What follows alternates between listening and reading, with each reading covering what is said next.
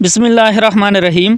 حضرت حذیفہ رضی اللہ تعالیٰ عنہ بیان کرتے ہیں، جب رسول اللہ صلی اللہ علیہ وسلم رات کے وقت اپنے بستر پر تشریف لاتے تو آپ اپنا ہاتھ اپنے رخسار کے نیچے رکھتے، پھر یہ دعا پڑھتے: اللہم بسمک اموت و احیا۔ ترجمہ: اے اللہ، میں تیرے ہی نام سے مرتا اور زندہ ہوتا ہوں۔ اور جب آپ بیدار ہوتے تو یہ دعا پڑھتے: الحمدللہ الذی احیانا بعد ما اماتنا و الیہ النشور۔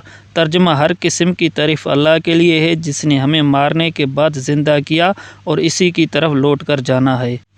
دوسری حدیث مبارکہ میں برا بن عازب رضی اللہ تعالیٰ عنہ بیان کرتے ہیں، جب رسول اللہ صلی اللہ علیہ وسلم اپنے بستر پر آتے تو آپ دائیں کروٹ لیٹتے، پھر یہ دعا پڑھتے: اے اللہ، میں نے اپنی جان تیرے سپرد کر دی، اپنا چہرہ تیری طرف متوجہ کر دیا، اپنا معاملہ تیرے سپرد کر دیا اور اپنی پشت تیری طرف جھکائی، اور یہ سب کچھ تیرا شوق رکھتے ہوئے اور تجھ سے ڈرتے ہوئے کیا۔ تیرے سوا کوئی پناہ گاہ ہے نہ مقام نجات۔ میں تیری کتاب پر ایمان لایا جسے تو نے نازل فرمایا، اور تیرے نبی پر ایمان لایا جسے تو نے بھیجا۔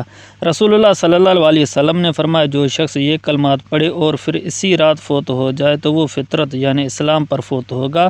اور ایک دوسری روایت میں ہے، راوی بیان کرتے ہیں، رسول اللہ صلی اللہ علیہ وسلم نے کسی آدمی سے فرمایا: اے فلاں، جب تم اپنے بستر پر لیٹنا چاہو تو نماز کا سا وضو کرو، پھر اپنے دائیں پہلو پر لیٹو، پھر یہ دعا پڑھو: اے اللہ، میں نے اپنی جان تیرے سپرد کر دی، یعنی مکمل دعا پڑھی۔ فرمایا، اگر تم اسی رات فوت ہو گئے تو تم فطرت یعنی اسلام پر فوت ہوگے، اور اگر صبح کی تو تم خیر و بھلائی پاؤ گے۔